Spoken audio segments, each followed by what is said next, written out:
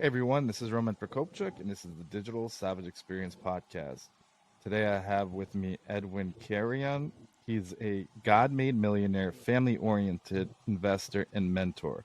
Throughout his run, he has founded several multi-million-dollar companies that specialize in real estate, precious metals, transportation and logistics, investments, and business education and consulting.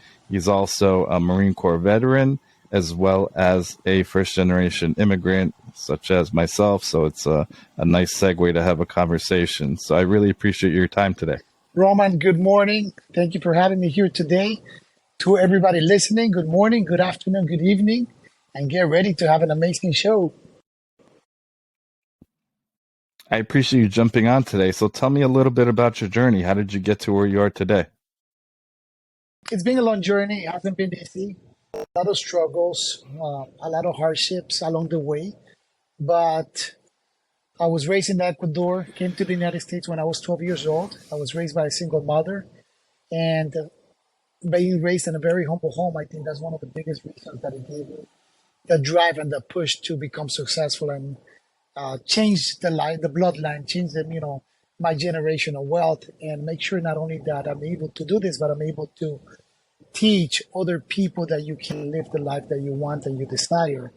But one of the biggest things along the way that has helped me get to where I am today is my faith and believing in God and having God as number one in my life.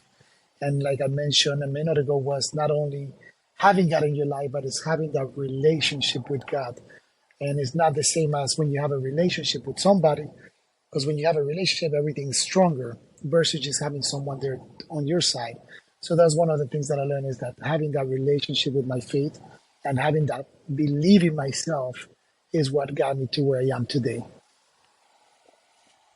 Yeah, and I mean, I'm a Christian, but more so, a lot of people say they're Christian, but don't necessarily really live a godly life or, follow in, I guess, Christ's footsteps. So it's really religion not saving, but having a personal relationship with God and then having that applied and kind of like flow into your business, how you approach business, how you approach different relationships with professionals, loved ones. So I think that's key to, how I kind of carry myself and how I've, operated throughout my professional career as well. And at times it's caused me to leave a lot of money on the table because they were companies or people that didn't necessarily align from, I guess, Yes. a business perspective and just morals and foundations. So I think that's keys as well as like you mentioned, that immigrant upbringing, seeing my parents work hard. We came here, six people to a two-bedroom apartment from Ukraine. Everybody started working. My grandparents were already retired, had to work another 20 years in the US. And it's just kind of like that, the US is still, people complain about being in the US. It's still the best place. If you land here and you have the drive and the motivation, you can make something of yourself. And there's so many revenue streams that you can tap. It's funny because my wife and I, before we sold our home, we did Airbnb for a little bit. And there's two people that came from Belarus and Eastern Ukraine in a week because they wanted to. They both found jobs, both found a place to live, both got on their feet, where people here that are from the US a lot of the time complain about situations. A situation or a climate may not be what they want, but it's just kind of making the best out of your, existing, I guess, the hand that you're dealt. Yes, yes. And that goes along with, what is it that we need versus the want. So a lot of people here in the US that are born here and that have been here for many years, they always want. And, they want the bigger house, they want the better cars, they want the money, they want the success. But like you mentioned a minute ago, the people that came from Belarus, they didn't want that. They needed that. So when you have that need, you make it happen. Yeah, and I think it's hunger also. Coming from Ukraine myself, and then coming here and seeing my parents struggle and kind of, move up in a way in terms of, I guess you want to call it in society, from what we came here with, because we can only leave with the clothes on our back and a suitcase because it was still the Soviet Union, and then working their way up. I think there's an extra hunger or grit element Yes. also. So you're kind of, you know where you came from in the back of your mind, you're more capable of handling certain situations, both personally and professionally, a lot differently. And you're more of a, I would say, kind of a rock in a situation where most people would crumble. Yes, definitely, definitely. So obviously, we listed you founded many businesses in kind of many areas. How did you kind of was that transitioning from the military directly, or how did you kind of find that path from the military? When I left the military, 22 years old, I didn't know exactly what I wanted to do in my life. I had a lot of opportunities into the federal government, and I asked my mom, what should I do? And she's like, you should become a developer. And I'm like, what is that? I had no idea what that was, but it was to become a real estate developer. And that was a huge blessing of coming out of the military and just kind of trying to figure out how to do business, how to grow a company, how to build a house, because I had no idea of any of that. And started real estate development. So that was like my first major company, because I had other small businesses prior to that. But the first major company is my real estate development. And then from there on, as time goes on, as I gain a lot of experience, I was able to dabble into different businesses. And now coming to find out that there's a secret formula to every business that I create, and is doing the same thing over and over again. And when you do that, success is inevitable if you're successful and you follow the same blueprint for success. So every time I jump into a new industry, into a new type of venture, I try to follow the same things that I did over and over again. And it turns out that it works out most of the time. So, in terms of kind of advice for somebody looking to become an entrepreneur, or obviously don't know where to start, or have a certain mindset, kind of what was the biggest like perspective shift for you that led to kind of that mindset or creating that formula? Well, when we talk about creating that formula, the first thing, and one of the things that I delayed and a lot of people lack to, is invest yourself in a mentor, hire a mentor. So if you want to start a car washing company, go find somebody that is doing millions of dollars in a car washing company and hire that person as your mentor. Don't ask him to be for free, because everybody wants to give. You want to give as much as you receive. So the more that you give, the more that you're going to receive. And that's having a good mentor is one of the reasons that has gotten me to propel a lot of my businesses faster in life. So that's number one. Number two, on the mindset part, is believing in yourself. Work on your mindset, because I always tell everyone 80% is mindset, 20% is technical skills. I got into the transportation company and I had no idea about the transportation industry. And I'm able to take that company and make it worth millions, just because I have a technical partner. But I didn't need to know anything about the transportation company. I had my blueprint about how to grow a business and how to scale a business and how to set up the right structure in the business. And that's all I need for any type of business. The same way I was able to start a technology company, the same way I was able to get into the gold buying business. So it's kind of having that blueprint and having that mentor that's going to help you and is going to teach you all the technical part of the business. Yeah, I think mentorship is huge. I mean, it basically fast tracks you to where you want to be. It Yes. helps you avoid those pitfalls. I mean, you find somebody that, like yourself, in terms of real estate, you've seen different real estate markets, different real estate climates throughout the years, and know kind of what to expect. So it kind of helps you avoid, I would say tens, if not hundreds, maybe even millions of dollars of mistakes.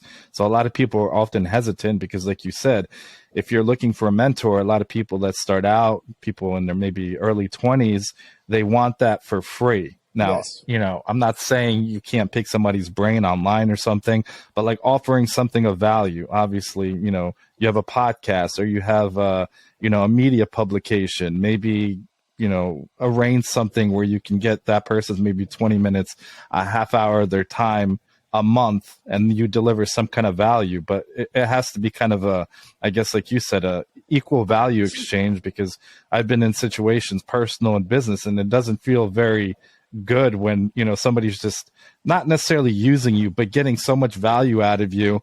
And everybody's time, I think, is important. So like you have to have a little bit of skin in the game if you want to succeed in that sense as well. Yes. Yes.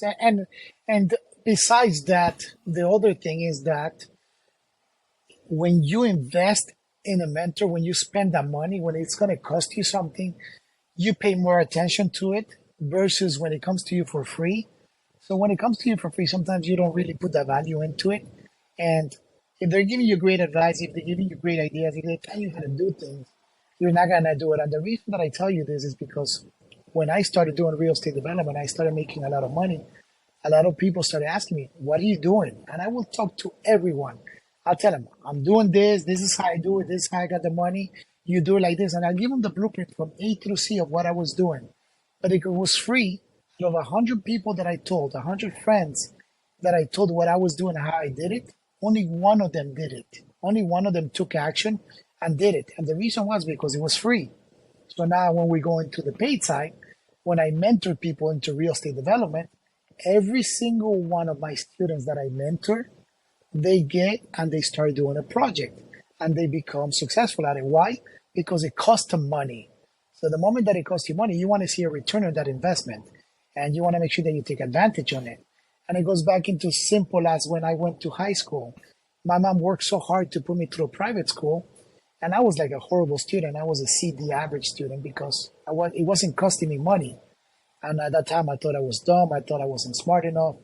But when I went to college, that I had to pay my own way through college, that I had to pay out of my hard-earned money through my university, that's the moment that I really started paying attention to college. And I became a good student. And I was an AB student, so I wasn't that dumb like I thought I was. So I just wasn't applied because I wasn't valuing what I was getting. Yeah, it's having a vested interest. Like, you have something to lose. You have skin in the game. Yes. Similar example, I've gave advice. I mean, I've been podcasting for 5 years and have done some stuff in the marketing field with podcasting and ads and media buys. And people would, message me, or I would, jump on a Zoom call, and I would literally give them the blueprint how to either launch their show or scale their show. And then a month, two later, I would ask, "Hey, did you take action on this?" Well, you just get a lot of excuses. And with that, yes. Also, like, there was about maybe one or two people in the span of a few months that took, immediate action. But if they were driven in terms of, hey, it's going to cost you $1,000 or whatever, just as an incentive for you to take the next step, they were more likely to do so, like you said. Yes. And, it's a good point with the blueprint, because I think a lot of people hit success and it's like a fool's gold in a way. So they've succeeded in one thing, and then they say, "Hey, I'm the expert in X," but they haven't replicated that success. Right. But like you said, having a blueprint, carrying it over and seeing that blueprint succeed over and over again, that demonstrates that obviously that value and that kind of structure that kind of transcends industry as well. Yes.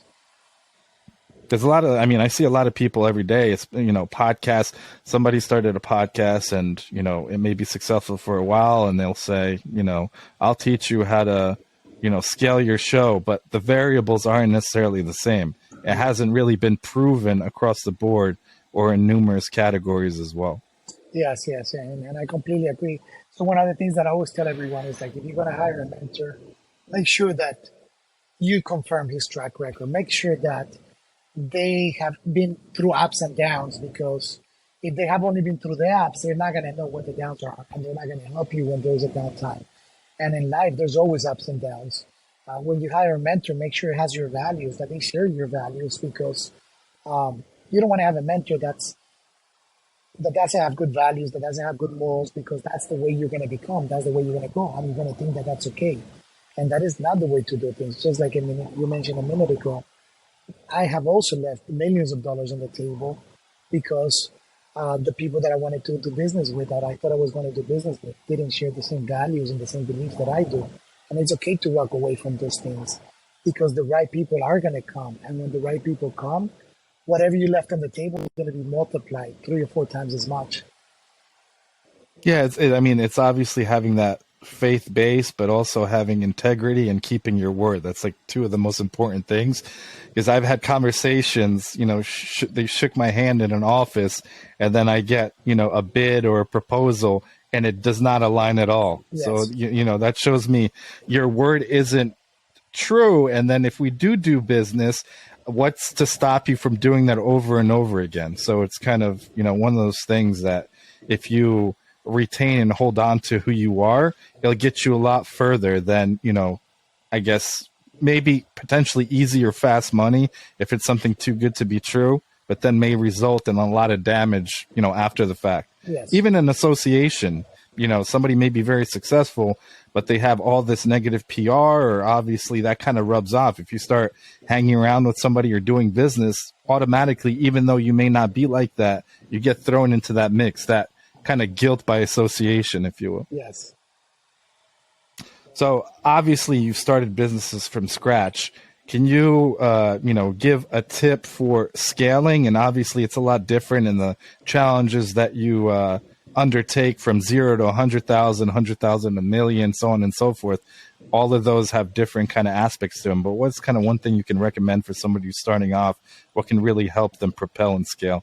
The biggest things for scaling a business is, number one, is that make sure you have good systems in place.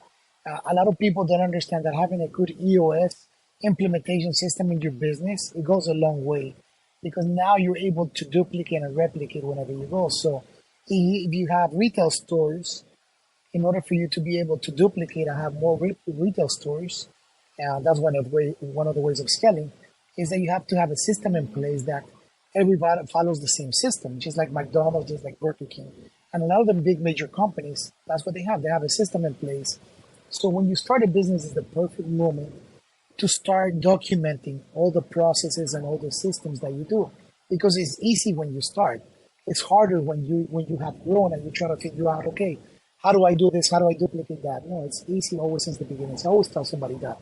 The second thing that I was mentioning is that hire people to do the job that you don't want to do. Because a lot of times as entrepreneurs, as business owners, we want to do everything, and we can't, because we have to realize what is it that we're good at.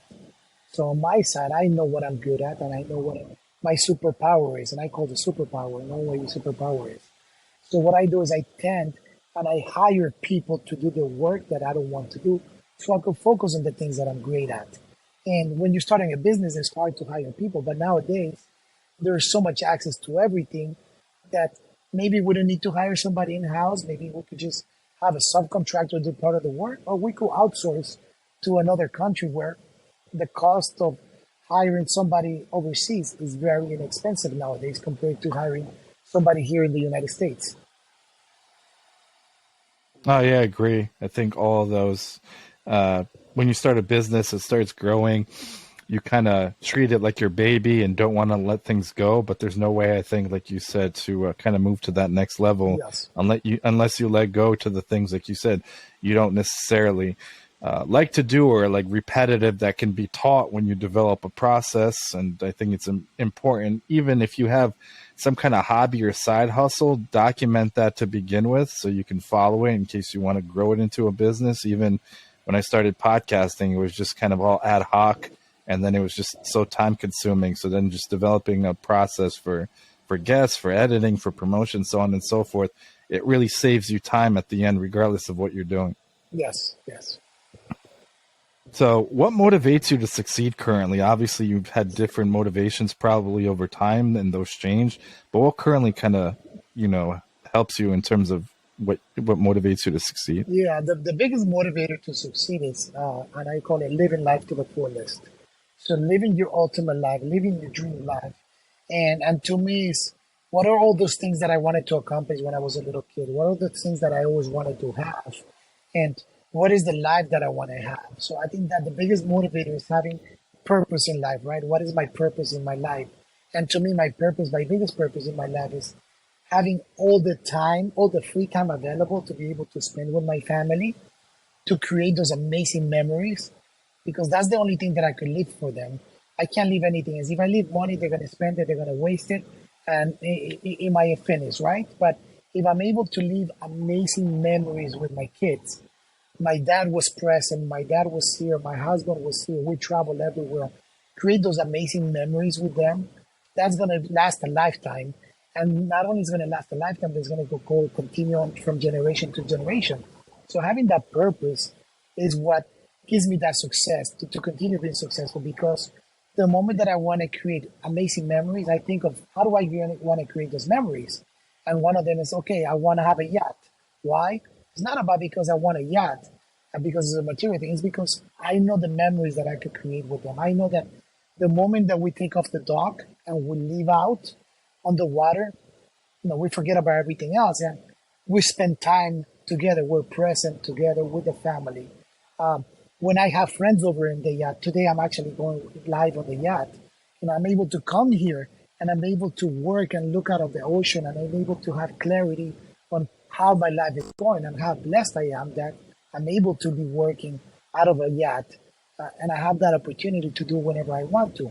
So that is what gives me the push, the fire to always continue becoming successful. Like when I wanted to become a pilot, that was a childhood dream of mine. So in order for me to become a pilot, I had to figure out, okay, how am I going to do to buy a plane because I want to have my own plane.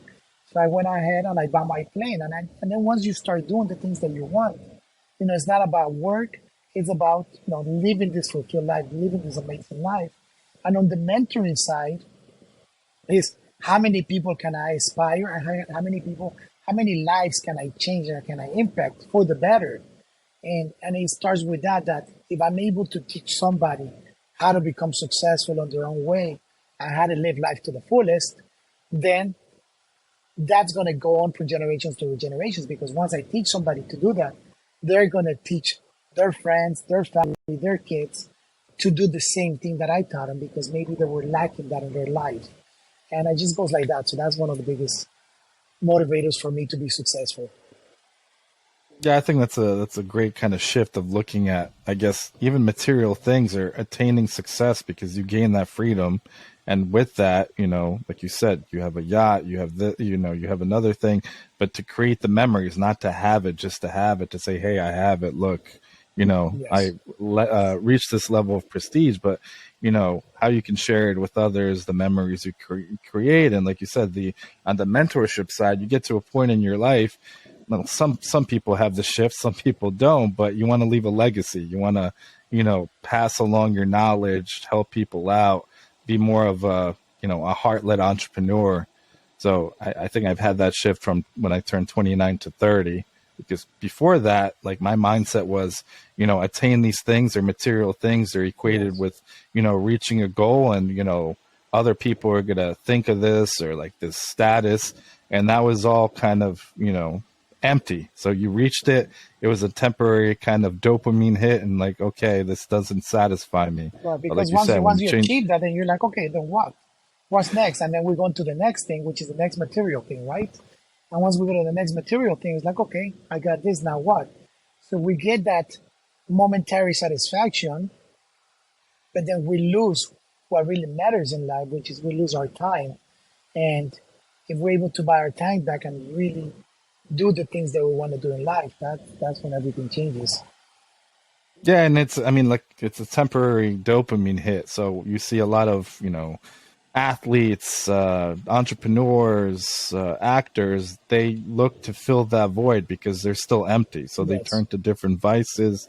They kind of, implode their life around them. But having perspective, staying grounded, being able to, I mean, it's harder said than done, but being self aware, I think, is important as well. Yes. And that's what becomes Because that, having that clarity. yep. I mean, and one thing that I kind of look back on business or in life is how would I have it handled the situation, let's say 15 years ago, 10 years ago, with the experience and the things that I've overcome from then, and getting kind of a different perspective, getting emotional empathy and increasing kind of my emotional IQ to really kind of take a step back. Because oftentimes also when you're dealing with people in business, I mean, you have employees, you network, you have business partners, and if something happens, how do you handle that situation? Sometimes somebody messed up, but maybe, you know, somebody just died or they had a cancer diagnosis or something crazy where let's take a step back. Like, is their mistake really that big that it can't be solved or corrected or remedied and they can learn from this? But like, where are they coming from? Because I mean, me personally, like, humans are flawed. Sometimes I'm quick to anger or quick to assumption. Taking a step back, I think, really is helpful in business and in general as well. Yes, completely agree with that. So, what's one thing that you may have seen as a weakness in yourself in the past that you kind of molded and turned into a strength today? Um, well, that's a great question because first time I hear that question, and let me think about this weakness. I think one of my weaknesses could be that, and I think it's not just my weakness. I think it's a lot of people suffer from this. It's getting into the state of comfort. Once you get into your comfort zone, and I could maybe consider that as a weakness, is getting into the state of comfort zone because I notice the moment that I'm not in a comfort zone, the moment that I always want to continue growing and continue improving, continue bettering myself, it just happens. You know, it's 1% per day, like they call it. But the moment that I get in a comfort zone, I notice that I don't grow. And the moment that you start growing, you start dying. And what I mean by dying is that you start going backwards because you have no growth, personal growth, financial growth, mentally growth, or relationship growth. So I think that could be one of the biggest things, just becoming comfortable.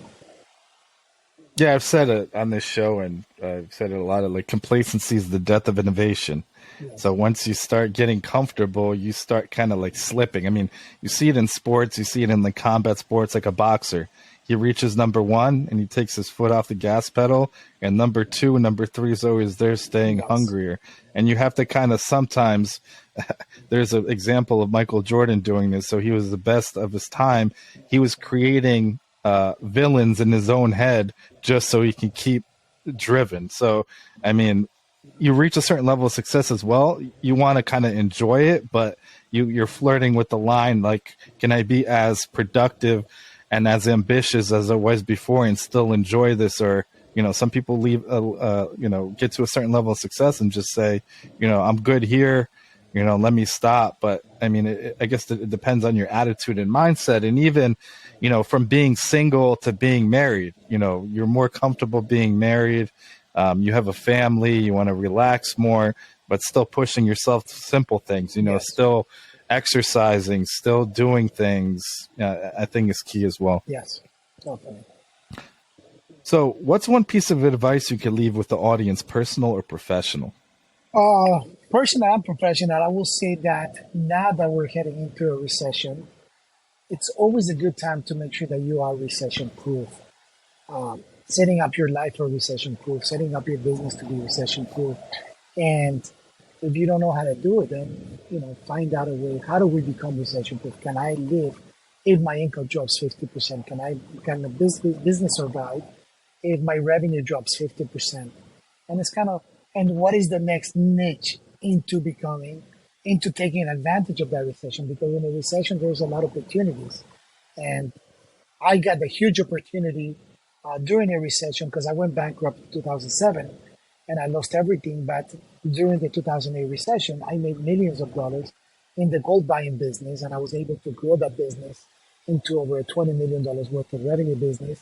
And I was able to sell that business and exit and retire before 40 years old. And one of the things that I did back then was I wrote a book, and it's called Secrets of the Millionaire Gold Buyer. And the reason I wrote that book is to teach people how to make money in any economy. And I was able to finally publish it a couple of weeks ago because now is the perfect timing to learn how to make money during a recession. And especially if you're starting out, this is the perfect way. And that's how I made millions during a recession, buying and selling precious metals. Yeah, it's funny because they say that the people that have assets to do so, they can make money in a recession, Yes. or they figure out how to ways to do it, or even pivot. You may not have a business, maybe you're doing a career shift. So in 2008, I graduated college. I thought I was going into criminal justice. I interned with the Secret Service, and then like you mentioned, the economy tanked. So state, local, federal agencies froze hiring as well. Yes. So I kind of was like, down and out looking for a job. And then at the gym, somebody basically just said, come out to my car. I want to give you something, which that could have been, a random situation. But I said, why not? And took advantage of that opportunity. And then they opened their trunk, handed me a packet about search engine optimization and said, hey, read this, take another month or two, and you can start doing it for my business.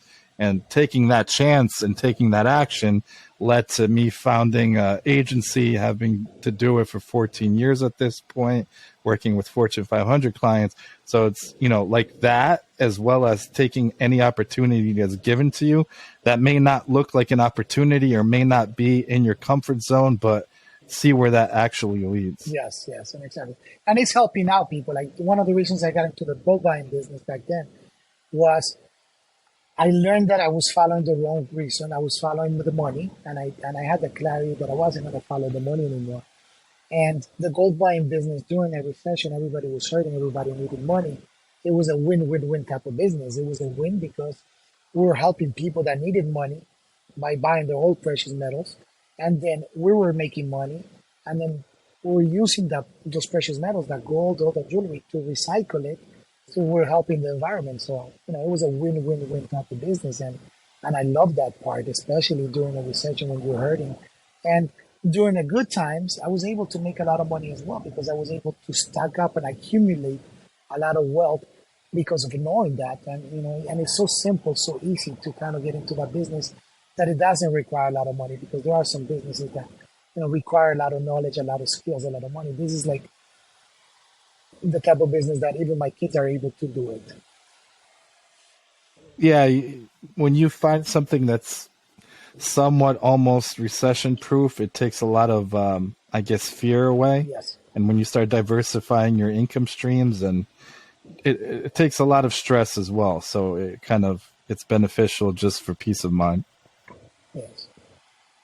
So I appreciate you stopping by today. Obviously, you have the book. Can you let people know how they can find you, more about you, or where they can find the book as well?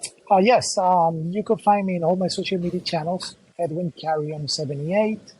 And you can find the book Secrets of the Millionaire Gold Buyer in all the digital media, Amazon, Barnes & Noble, Walmart.com. They're on all of them.